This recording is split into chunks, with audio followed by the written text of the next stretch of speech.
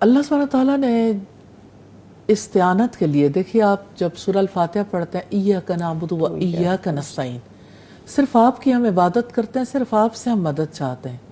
اور اللہ سبحانہ تعالیٰ جب یہ کہتے ہیں وَاسْتَعِینُوا بِالصَّبْرِ وَالصَّلَاةِ کہ صبر اور نماز سے مدد لو، تو ابھی جیسے صبا بات کر رہی تھیں کہ کس طرح صبر انسان کے لیے کتنی بڑی دولت ہے نا، کتنا بڑا ٹول ہے، کس طرح سے ایک پازیٹیو مائنڈ سیٹ جو ہے وہ صبر سے پیدا ہوتا ہے. اور چیلنجز کا مقابلہ کرنے کے لیے آپ کو ایک طرف نیکی پر ڈٹنا بھی ہے، دوسری طرف برائی سے رکنا بھی ہے، اور تیسری طرف لمبے عرصے تک انتظار بھی کرنا ہے. صحیح. کیونکہ انتظار کیے بغیر آپ پھل نہیں دیکھ سکتے. اب دیکھیں کچھ چلغوزے کا درخت ہے نا، 30 برس انتظار کرنا پڑتا ہے تب کہیں جا کے وہ پورا درخت بن کے پھل دینے کے قابل ہوتا ہے. اب یہ جو 30 ایئرز ہیں، اگر چلغوزے کے درخت کے لیے 30 ایئرز چاہیے تو انسان کا بچہ جو ہے اس کے لیے تو بہت بڑا وقت چاہیے. سم ٹائمز ایسا ہوتا ہے کہ آپ کو پھل جلدی مل جاتا ہے، اور بعض اوقات یہ ہوتا ہے کہ آپ کو بہت دیر تک انتظار کرنا پڑتا ہے. تو انتظار کرنا بھی صبر ہے، مناسب وقت کا انتظار کرنا، کیونکہ ہدایت تو اللہ تعالیٰ کی طرف سے.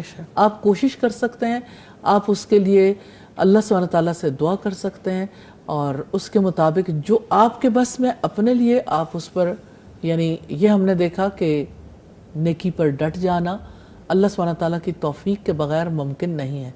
تو اللہ تعالیٰ سے اس کی مدد ضرور مانگنی چاہیے، اور یقین رکھنا چاہیے، اس پہ غور و فکر بھی کرنا چاہیے.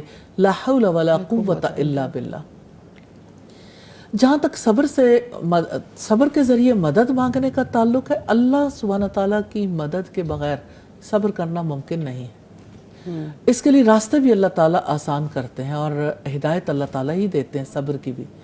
تو میں ہدایت کی بات بھی ضرور سامنے رکھنا چاہتی ہوں. نفع مند علم اور عمل صالح کی توفیق کا نام ہدایت. وہ ہدایت صبر کی ہو، تقوی کی ہو، وہ ہدایت جس بھی چیز کی ہو، یعنی اخلاق حسنہ کی ہو. تو اللہ سبحانہ تعالیٰ سے مدد مانگنے کے ساتھ ساتھ اس کے بارے میں جاننا، جیسے آج بھی ہم نے بات چیت کی، بہت ساری بات چیت ہے، بہت سارے واقعات ہیں. حضرت نوح علیہ السلام کا صبر دیکھیے، حضرت یوسف علیہ السلام کا صبر دیکھیے، حضرت ایوب علیہ السلام کا صبر دیکھیے، حضرت موسیٰ علیہ السلام کو کیسے تلقین کی حضرت خضر نے کہ آپ میرے ساتھ صبر نہیں کر سکتے اس میدان میں. اور پھر محمد صلی اللہ علیہ وسلم کا صبر دیکھیے کہ آپ نے 23 برس تک کس طرح سے جان فشانی سے کام کیا کہ لوگوں کا ایک ایسا گروپ تیار ہو جائے جو دنیا بھر میں اس مشن کو لے کے چلے، اور آپ کے جانے کے بعد بھی یہ سلسلہ جاری ہو. تو آپ نے کتنے حوصلے کے ساتھ ان ساری مشکلات کو برداشت کیا.